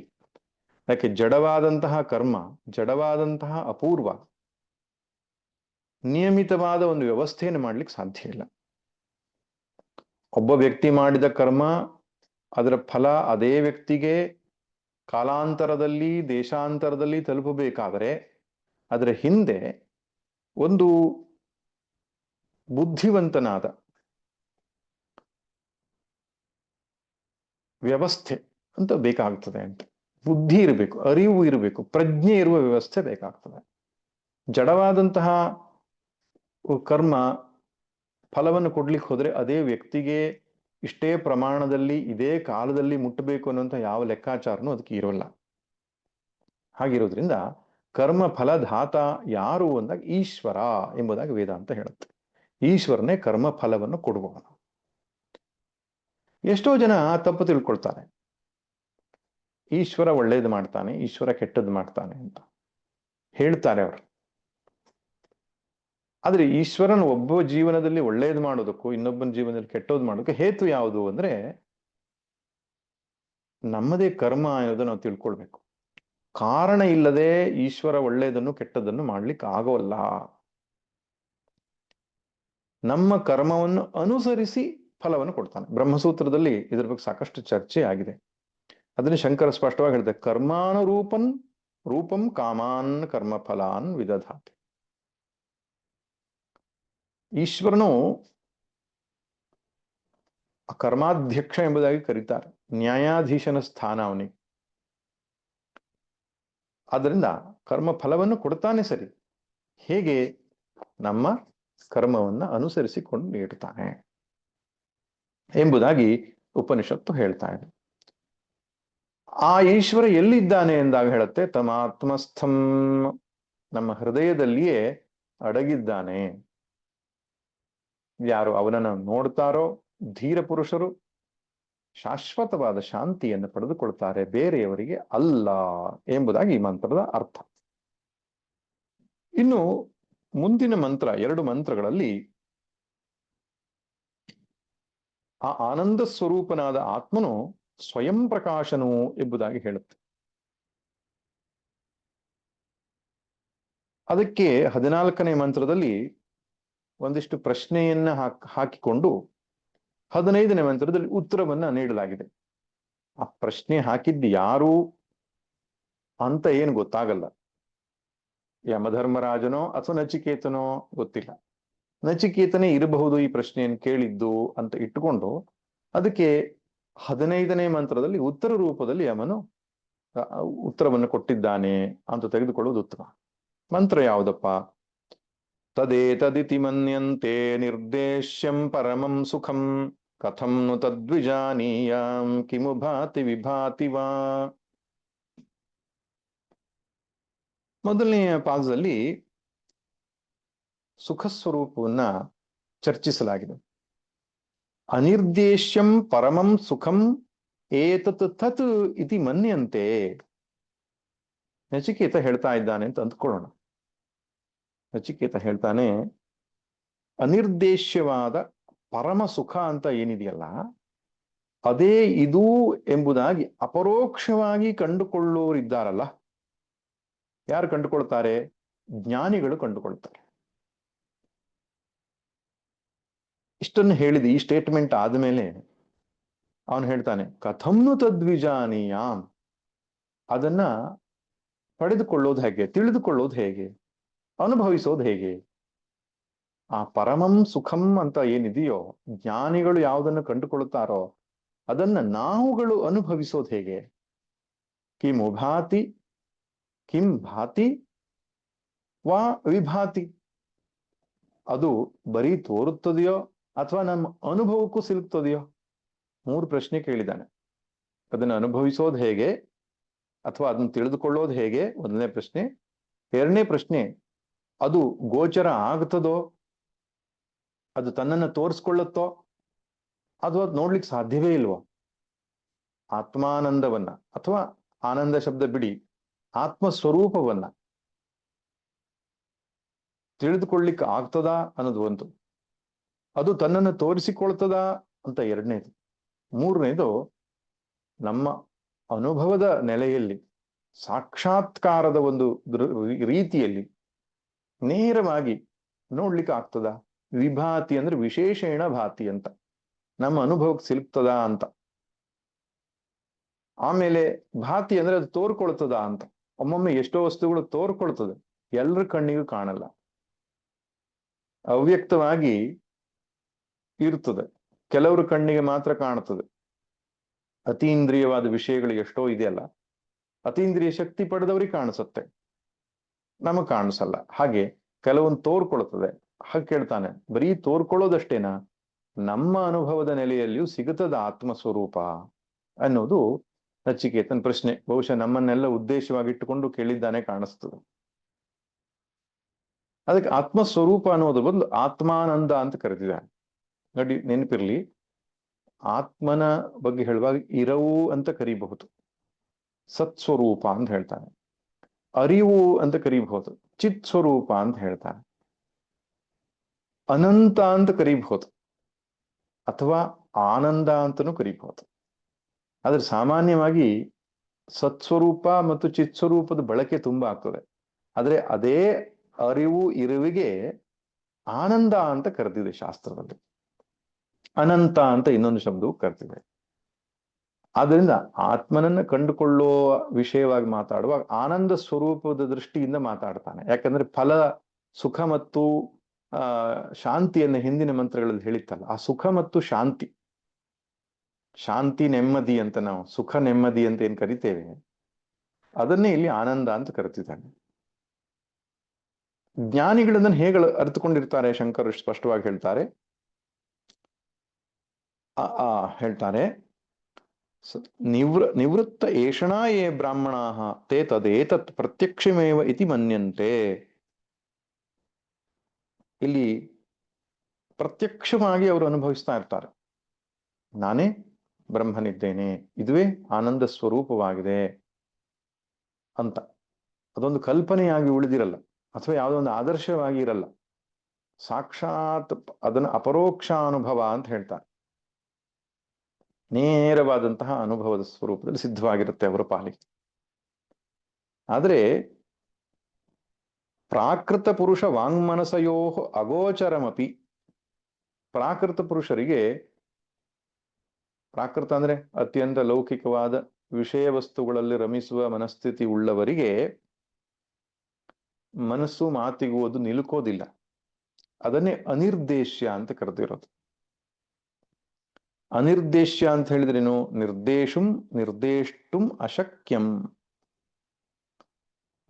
ಆ ಪರಮ ಸುಖ ಅಥವಾ ಆನಂದ ಅಥವಾ ಆತ್ಮ ಅಂತ ನಾವೇನ್ ಕರಿತೇವೆ, ಅದು ಅನಿರ್ದೇಶ್ಯ. ಸಾಮಾನ್ಯ ವ್ಯಕ್ತಿಗೆ ಅದು ಗೋಚರವಲ್ಲ ಅಂತ ಅರ್ಥ.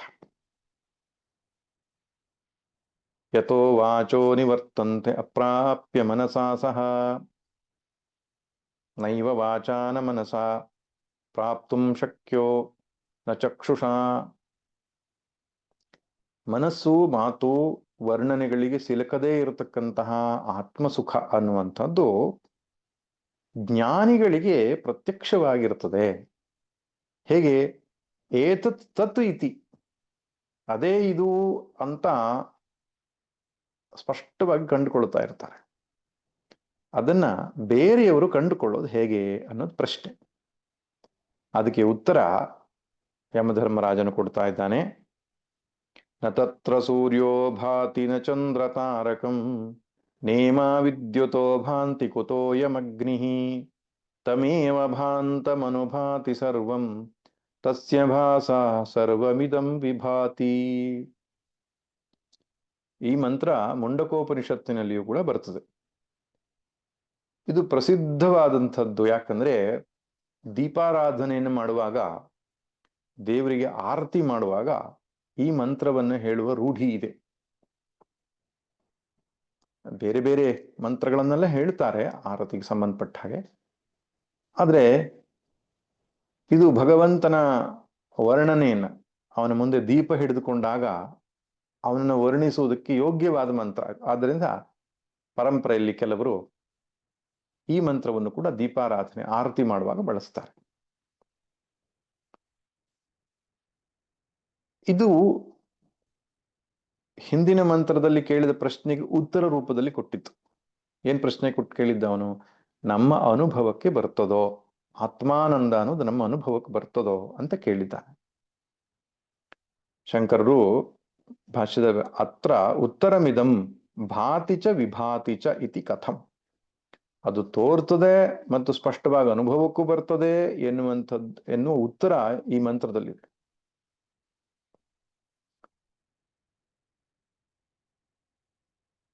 ಇಲ್ಲಿ ಗಮನಿಸಬೇಕಾದ ಅಂಶ, ವಿಷಯಾನಂದ ಅನ್ನುವಂಥದ್ದು ನಮ್ಮೆಲ್ಲರ ಅನುಭವದಲ್ಲಿದೆ. ಬ್ರಹ್ಮಾನಂದ ಅನ್ನೋದು ನಮ್ಮ ಅನುಭವದಲ್ಲಿ ಇಲ್ಲ. ಆ ಬ್ರಹ್ಮಾನಂದ ಅನ್ನೋದು ಅನುಭವಕ್ಕೆ ಬರ್ತದೋ ಎನ್ನುವುದು ಪ್ರಶ್ನೆ.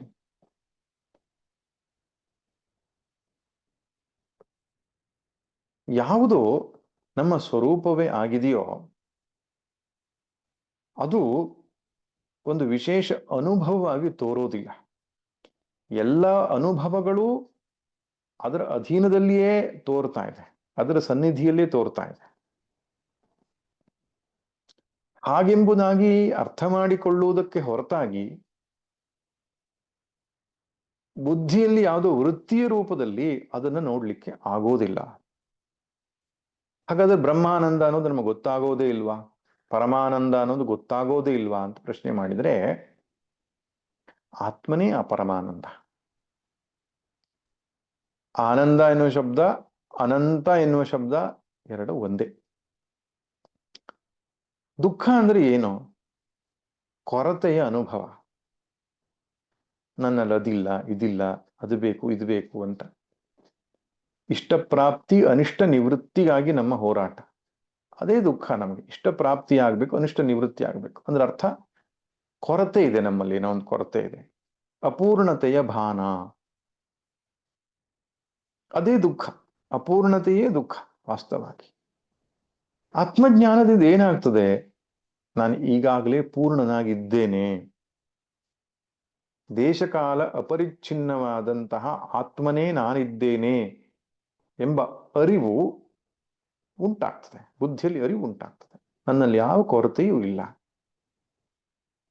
ಆ ಜ್ಞಾನವೇ ಬ್ರಹ್ಮಾನಂದ. ವಾಸ್ತವ ಬ್ರಹ್ಮಾನಂದ ಅಂದ್ರೆ ಆತ್ಮನೇ. ಆ ಆತ್ಮನನ್ನ ಅರಿತುಕೊಳ್ಳುವಂತಹ ಮಾರ್ಗ ಜ್ಞಾನ. ಆ ಜ್ಞಾನವೇ ಬ್ರಹ್ಮಾನಂದವನ್ನು ನೀಡ್ತಕ್ಕಂಥದ್ದು. ಅದಕ್ಕೆ ಹೊರತಾಗಿ ವಿಷಯಾನಂದವೂ ಸಿಗುತ್ತೆ ನಮಗೆ. ಹೇಗೆ ಅಂದ್ರೆ ಬ್ರಹ್ಮಾನಂದದ ಫಲವಾಗಿ ಅಂತಃಕರಣವು ಅತ್ಯಂತ ಶುದ್ಧವೂ ಸೂಕ್ಷ್ಮವೂ ಆಗ್ತದೆ.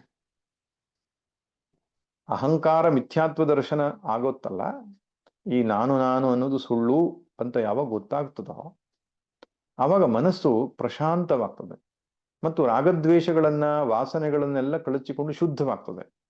ಶುದ್ಧವೂ ಸೂಕ್ಷ್ಮವೂ ಆದ ಅಂತಃಕರಣ ಆತ್ಮದಲ್ಲಿಯೇ ನೆಲೆ ನಿಲ್ಲುವುದರಿಂದ ಪ್ರತಿಬಿಂಬಾನಂದವೂ ಕೂಡ, ವಿಷಯಾನಂದ ಅಂತ ಕರಿಬಹುದು, ವಿಷಯ ಸಂಪರ್ಕ ಅಲ್ಲಿರೋದಿಲ್ಲ, ಆದರೂ ಪ್ರತಿಬಿಂಬಾನಂದ ಅಥವಾ ಕೋಶಗತ ಆನಂದ ಅನ್ನೋದು ಅತ್ಯಂತ ವಿಶೇಷವಾಗಿ ಪ್ರಾಪ್ತಿಯಾಗ್ತದೆ. ಅದು ಇದೆ. ಅದರೊಟ್ಟಿಗೆ ನಾನು ಯಾವ ಕೊರತೆ ಇಲ್ಲದ ಪೂರ್ಣಾತ್ಮ ಎನ್ನುವಂತಹ ಜ್ಞಾನವೇ ಇಲ್ಲಿ ಬ್ರಹ್ಮಾನಂದ ಸ್ವರೂಪವಾಗಿದೆ. ಅದನ್ನ ಒಂದು ವಸ್ತುವಿನ ರೂಪದಲ್ಲಿ ಕಂಡುಕೊಳ್ಳುವಂಥದ್ದಲ್ಲ. ನಾನು ಈಗಾಗಲೇ ಅದಾಗಿದ್ದೇನೆ ಎಂಬ ತಿಳುವಳಿಕೆ ಮಾತ್ರವೇ ಇಲ್ಲಿ ಸಾಧ್ಯವಾಗುವಂಥದ್ದು ಎನ್ನುವಂಥದ್ದು ಉಪನಿಷತ್ತು ಇಲ್ಲಿ ಹೇಳ್ತಾ ಇದೆ. ನ ತತ್ರ ಸೂರ್ಯೋ ಭಾತಿ ನ ಚಂದ್ರ ತಾರಕಂ ನೇಮಾ ವಿದ್ಯುತೋ ಭಾತಿ ಭಾಂತಿ ಕುತೋಯಮಗ್ನಿ. ತತ್ರ ನ ತತ್ರ, ತತ್ರ ಅನ್ನೋ ಶಬ್ದಕ್ಕೆ ಸ್ವಾತ್ಮಭೂತೆ ಬ್ರಹ್ಮಣಿ, ಆತ್ಮಸ್ವರೂಪವಾದ ಬ್ರಹ್ಮದಲ್ಲಿ ಸೂರ್ಯನು ಬೆಳಗುವುದಿಲ್ಲ. ಸೂರ್ಯನು ಎಲ್ಲವನ್ನೂ ತೋರಿಸ್ತಾನೆ, ಜಗಚ್ಚಕ್ಷು ಎಂಬುದಾಗಿ ಹೇಳಿದೆ. ಜಗತ್ನಲ್ಲಿರೋದು ಎಲ್ಲದನ್ನು ಸೂರ್ಯನ ಬೆಳಕಲ್ಲಿ ಕಾಣುತ್ತೇವೆ. ಸೂರ್ಯ ಆತ್ಮನನ್ನು ತೋರಿಸ್ತಾನೋ? ಆತ್ಮನ ವಿಷಯದಲ್ಲಿ ಸೂರ್ಯನು ಬೆಳಗುವುದಿಲ್ಲ, ತೋರೋದಿಲ್ಲ. ಯಾಕೆ ಅಂತ ಮುಂದಕ್ಕೆ ಹೇಳ್ತಾನೆ. ಅಷ್ಟೇ ಅಲ್ಲ, ನ ಚಂದ್ರ ತಾರಕಂ, ಚಂದ್ರ ಮತ್ತು ತಾರೆಗಳು, ತಾರೆ ಅಂದ್ರೆ ನಕ್ಷತ್ರ, ಚಂದ್ರ ನಕ್ಷತ್ರಗಳು ಕೂಡ ಆತ್ಮನನ್ನು ತೋರಿಸುವುದಿಲ್ಲ. ನೇಮ ವಿದ್ಯುತೋ ಭಾಂತಿ, ವಿದ್ಯುತಃ ಅಂದ್ರೆ ಮಿಂಚುಗಳು. ಮಳೆಗಾಲದಲ್ಲಿ ಅತ್ಯಂತ ಪ್ರಖರವಾದ ಬೆಳಕಿನ ರೂಪವಾದ ಮಿಂಚು ಹೊಡೆದಾಗ ಏನೆಲ್ಲ ರಾತ್ರಿ ಹೊತ್ತು ನಮಗೆಲ್ಲ ಕಾಣಿಸ್ಬಿಡುತ್ತೆ, ಪರ್ವತಗಳೇ ಕಾಣಿಸಿಬಿಡುತ್ತೆ. ಆ ಮಿಂಚೇನಾದ್ರೂ ಆತ್ಮನನ್ನ ತೋರಿಸಿಕೊಡ್ತದೋ, ಬೆಳಗತ್ತೋ ಕೇಳಿದ್ರೆ ಅದೂ ತೋರಿಸೋದಿಲ್ಲ. ಸರಿ, ನಮ್ಮ ಹತ್ರ ಉಳಿದಿರೋದು ಇನ್ನೊಂದೇ, ಯಾವುದು? ಅಗ್ನಿ. ಹಣತೆಯಲ್ಲಿ ಹೊತ್ತಿಸಿರುವ ದೀಪವೋ ಅಥವಾ ವಿಶೇಷವಾಗಿ ಹೊತ್ತಿಸಿರ್ತಕ್ಕಂತಹ ಅಗ್ನಿಯೋ ಅದೇನಾದ್ರೂ ಬೆಳಗತ್ತೋ? ಕುತೋಯಮಗ್ನಿ. ದೇವ್ರ ಮುಂದೆ ಆರತಿ ಮಾಡುವಾಗ ಸೂರ್ಯನಾಗಲಿ, ಚಂದ್ರನಾಗ್ಲಿ, ನಕ್ಷತ್ರಗಳಾಗ್ಲಿ, ವಿದ್ಯುತ್ ಆಗ್ಲಿ ನಿನ್ನನ್ನು ತೋರ್ಲಿಕ್ಕೆ ಸಾಧ್ಯ ಇಲ್ಲಪ್ಪ, ಈ ಅಗ್ನಿ ಏನು ಮಾಡುತ್ತೆ ಅಂತ. ಕುತೋಯಮಗ್ನಿ, ಈ ಸಾಮಾನ್ಯವಾದಂತಹ ಈ ಅಗ್ನಿಯು, ಅಂತಹ ಬೆಳಕಿನ ರಾಶಿಗಳೇ ತೋರಿಸ್ಲಿಕ್ಕಾಗಿಲ್ಲ ಅಂದ್ರೆ ಅಗ್ನಿ ಹೇಗೆ ತೋರಿಸ್ಲಿಕ್ಕಾಗ್ತದೆ? ಅದು ಸಾಧ್ಯವಾಗಲ್ಲ ಅಂತ ಪ್ರಶ್ನೆಯಲ್ಲಿಯೇ ಉತ್ತರ ಅಡಗಿದೆ. ಕುತೋಯಮಗ್ನಿ ಅಯಂ ಅಗ್ನಿ ಕುತಃ, ಈ ಅಗ್ನಿ ಹೇಗೆ ತೋರಿಸ್ಲಿಕ್ಕೆ ಸಾಧ್ಯ? ಹಾಗಾದ್ರೆ ಆ ಆತ್ಮಾನಂದ, ಇಲ್ಲಿ ಆತ್ಮಾನಂದ ಅಂದ್ರೆ ಆತ್ಮಸ್ವರೂಪ ಅಂತಾನೆ ತಿಳ್ಕೊಳ್ಬೇಕು. ಯಾಕಂದ್ರೆ ಆನಂದ ಅನ್ನೋ ಶಬ್ದ ಸಾಮಾನ್ಯವಾಗಿ ಈ ವಿಷಯದಿಂದ ಬರುವಂತಹ ಆನಂದದಲ್ಲಿಯೇ ನಮ್ಮ ಮನಸ್ಸು ಕೂತ್ಕೊಂಡಿರೋದ್ರಿಂದ ಆನಂದ ಅಂತ ಬಳಸಿದ ತಕ್ಷಣ ಇನ್ನೇನು ಆತ್ಮನಿಗಿಂತ ಹೊರತಾದದ್ದು ಅನ್ಸ್ಬಿಡುತ್ತೆ. ಆತ್ಮ ಬೇರೆ, ಅವನ ಆನಂದ ಬೇರೆ ಅಂತ ಅನ್ಸುತ್ತೆ. ಹಾಗಲ್ಲ, ಇಲ್ಲಿ ಆನಂದ ಅಂದ್ರೆ ಆತ್ಮವೇ. ಯಾವ ಚೈತನ್ಯ ಅಂತ ಕರಿತೇವೋ, ಆಮೇಲೆ ಇರವು ಅಂತ ಕರಿತೇವೆ, ಸತ್ಸ್ವರೂಪ ಅಂತ ಕರಿತೇವೆ, ಅದೇ ಆನಂದ. ಆ ಅರಿವಿನ ಸ್ವರೂಪನಾದ ಆತ್ಮನು ಯಾವುದರಿಂದಲೂ ತೋರಿಸಲ್ಪಡುವುದಿಲ್ಲ. ಆದರೆ ತಮೇವ ಭಾಂತಂ ಅನುಭಾತಿ ಸರ್ವಂ. ಈ ಬೆಳಕಿನ ಬೇರೆ ಬೇರೆ ಪ್ರಕಾರಗಳೇನಿದೆ, ಆತ್ಮನು ಬೆಳಗೋದ್ರಿಂದ ಅದು ತೋರಲ್ಪಡುತ್ತೆ. ಬೆಳಗುತ್ತಿರುವ ಅವನನ್ನೇ ಅನುಸರಿಸಿ ಎಲ್ಲವೂ ಬೆಳಗುತ್ತಿರುವುದು. ಪರಮಾತ್ಮನೇ ಬೆಳಗುತ್ತಾ ಇದ್ದಾನೆ, ಅವನನ್ನು ಅನುಸರಿಸಿ ಬೇರೆಯೂ ಬೆಳಗ್ತಾ ಇವೆ. ಅಂದ್ರೆ ಸ್ವತಂತ್ರವಾಗಿ ಬೆಳಕುವ ಶಕ್ತಿ ಅವಕ್ಕಿಲ್ಲ. ತಸ್ಯ ಭಾಸಾ ಸರ್ವಮಿದಂ ವಿಭಾತಿ. ಆ ಪರಮಾತ್ಮನ ಅರಿವಿನಿಂದಲೇ ಇದೆಲ್ಲವೂ ತೋರಲ್ಪಡ್ತದೆ. ಈಗ ಸೂರ್ಯ ಇದ್ದಾನೆ ಅಂತ ನಮಗೆ ಗೊತ್ತಾಗಬೇಕಾದ್ರೆ ನಮ್ಮ ಆತ್ಮದ ಅರಿವಿನ ಸಹಾಯದಿಂದಲೇ ಗೊತ್ತಾಗಬೇಕು. ಚಂದ್ರನ ಬೆಳಕಾಗ್ಲಿ, ಬೇರೆ ಯಾವುದೇ ಭೌತಿಕವಾದ ಬೆಳಕಾದ್ರೂ ಕೂಡ ಅದು ಜ್ಞಾನ ಗೋಚರ ಆಗಬೇಕು. ಆದಾಗ್ಲೇ ಅದಕ್ಕೆ ಅಸ್ತಿತ್ವ ಇರೋದು. ಈಗ ಒಂದು ಮೊಂಬತ್ತಿಯನ್ನ ನನ್ನ ಮುಂದೆ ಹಚ್ಚಿಟ್ರೆ ಮೊಂಬತ್ತಿಯ ಆಕಾರದ ವೃತ್ತಿ ಮನಸ್ಸಲ್ಲಿ ಹೇಳ್ಬೇಕು. ಆ ವೃತ್ತಿ ಅನ್ನುವಂಥದ್ದು ಆತ್ಮನಿಂದ ಬೆಳಗಲ್ಪಡ್ಬೇಕು. ಆವಾಗ ಇಲ್ಲಿ ಮೊಂಬತ್ತಿ ಹಚ್ಚಿದೆ ಅಂತ ಗೊತ್ತಾಗ್ತದೆ. ಅಥವಾ ಮೊಂಬತ್ತಿಯ ಬೆಳಕು ಎಲ್ಲ ಕಡೆ ವ್ಯಾಪಿಸಿದೆ ಅನ್ನುವ ಜ್ಞಾನವು ಒಳಗಡೆ ಇರುವ ಅರಿವಿನ ಸಹಾಯದಿಂದಲೇ ಗೊತ್ತಾಗಬೇಕೆ ಹೊರತು ಅದಿಲ್ಲದಿದ್ರೆ ಆ ಮೊಂಬತ್ತಿಯ ಬೆಳಕು ಕೂಡ ಗೊತ್ತಾಗಲ್ಲ. ಆದ್ರಿಂದ ಪ್ರಪಂಚದ ಎಲ್ಲಾ ಬೆಳಕುಗಳು ಪರಮಾತ್ಮನ ಆಶ್ರಯಿಸಿಯೇ ಬೆಳಗುತ್ತಾ ಇವೆ. ಅವನೇ ಅದಕ್ಕೆ ಅಸ್ತಿತ್ವವನ್ನು ಕೊಟ್ಟವನು. ಸೂರ್ಯನಿಗೆ ಅಸ್ತಿತ್ವ ಕೊಟ್ಟವನು ಯಾರು? ಸೂರ್ಯನಿಗೆ ಬೆಳಗುವ ಶಕ್ತಿ ಕೊಟ್ಟವನು ಯಾರು? ಪರಮಾತ್ಮ. ಅಷ್ಟೇ ಅಲ್ಲ, ಆ ಅರಿವನ್ನು, ಆ ಬೆಳಕನ್ನು ಅರಿತಾ ಇರುವುದು ಪರಮಾತ್ಮ ಆತ್ಮಸ್ವರೂಪದಿಂದ. ಆದ್ದರಿಂದ ತಮೇಮ ಆತ್ಮನನ್ನೇ ಅನುಸರಿಸಿಕೊಂಡು ಎಲ್ಲವೂ ಬೆಳಗುತ್ತಾ ಇದೆ. ತಸ್ಯ ಭಾಸ ಸರ್ವಮಿದಂ ವಿಭಾತಿ. ಆತ್ಮನ ಬೆಳಕಿನಿಂದ ಇದೆಲ್ಲವೂ ತೋರಲ್ಪಡ್ತದೆ. ಇದಕ್ಕೆ ಉತ್ತರ ಏನ್ ಕೊಟ್ಟ ಹಾಗಾಯ್ತು ಇಲ್ಲಿ ಅಂತ ಕೇಳಬಹುದು ನಚಿಕೇತನ ಪ್ರಶ್ನೆಗೆ. ಉತ್ತರ ಇಷ್ಟೇ ಅವನು ಹೇಳ್ತಾ ಇರೋದು. ಆತ್ಮನನ್ನ ಪ್ರತ್ಯಕ್ಷವಾಗ್ಲಿ, ಅನುಮಾನದಿಂದಾಗಲಿ, ಶಬ್ದದಿಂದಾಗಲಿ ಅರಿಲಿಕ್ಕೆ ಸಾಧ್ಯ ಇಲ್ಲ. ನ ತತ್ರ ಚಕ್ಷುರ್ಗಚ್ಚತಿ ನ ವಾಗ್ಗಚ್ಚತಿ ನೋ ಮನಃ ನ ವಿದ್ಮೋ ನ ವಿಜಾನೀಮೋ ಯಥೈತದನುಶಿಷ್ಯಾತ್. ಕೇನೋಪನಿಷತ್ ಹೇಳ್ತು. ಪ್ರತ್ಯಕ್ಷ ಪ್ರಮಾಣದಿಂದ, ಅನುಮಾನ ಪ್ರಮಾಣದಿಂದ, ಶಬ್ದ ಪ್ರಮಾಣ, ಮೂರು ಮುಖ್ಯ ಪ್ರಮಾಣ. ತದನಂತರ ಅದಕ್ಕೆ ಉಪಪ್ರಮಾಣಗಳು ಅಂತ ಒಂದಿಷ್ಟು ಮೂರಿದೆ. ಆದ್ರೆ ಈ ಮೂರು ಮುಖ್ಯ ಪ್ರಮಾಣಗಳಿಂದಾಗ್ಲೇ ನಮ್ಮೆಲ್ಲ ಅನುಭವ, ನಮ್ಮ ಎಲ್ಲ ಜ್ಞಾನಗಳು ಉಂಟಾಗ್ತಾ ಇದೆ. ಹಾಗಾದ್ರೆ ಆತ್ಮನನ್ನು ಇದರಲ್ಲಿ ಯಾವುದೋ ಒಂದು ಪ್ರಮಾಣದಿಂದ ಅರಿತುಕೊಳ್ಳಬಹುದೇ ಅಂತ ಕೇಳಿದ್ರೆ ಇಲ್ಲ. ಅದು ಸ್ವಯಂ ಪ್ರಕಾಶ ಸ್ವರೂಪ, ಬೇರೆ ಪ್ರಮಾಣಗಳಿಂದ ಅವಗತವಾಗುವಂಥದ್ದಲ್ಲ. ನಾನು ಇದ್ದೇನೆ ಎನ್ನುವ ವಿಷಯದಲ್ಲಿ ನನಗೆ ಯಾವ ಪ್ರಮಾಣವೂ ಬೇಕಾಗಿಲ್ಲ. ನಾನು ಕಣ್ಣಿಂದ ನೋಡುತ್ತಿದ್ದೇನೆ ಅಥವಾ ಮನಸ್ಸಲ್ಲಿ ಆಲೋಚನೆ ಬರ್ತಾ ಇದೆ ಆದ್ರಿಂದ ನಾನಿದ್ದೇನೆ ಅಂತಲ್ಲ. ಕೆಲವರು ಹಾಗೆ ಹೇಳ್ತಾರೆ, ಮನಸ್ಸಲ್ಲಿ ಆಲೋಚನೆ ಇರುವುದರಿಂದ ನಾವಿದ್ದೇವೆ ಅಂತ ಅನಿಸ್ತಾ ಇದೆ ಅಂತ. ಅದು ತಪ್ಪು. ಆಲೋಚನೆಗಳು ಇಲ್ಲದಿದ್ದಾಗಲೂ ಕೂಡ ನಾನಿದ್ದೇನೆ ಅಂತ ನಮ್ಗೆ ಗೊತ್ತಾಗ್ತಾ ಇರುತ್ತೆ.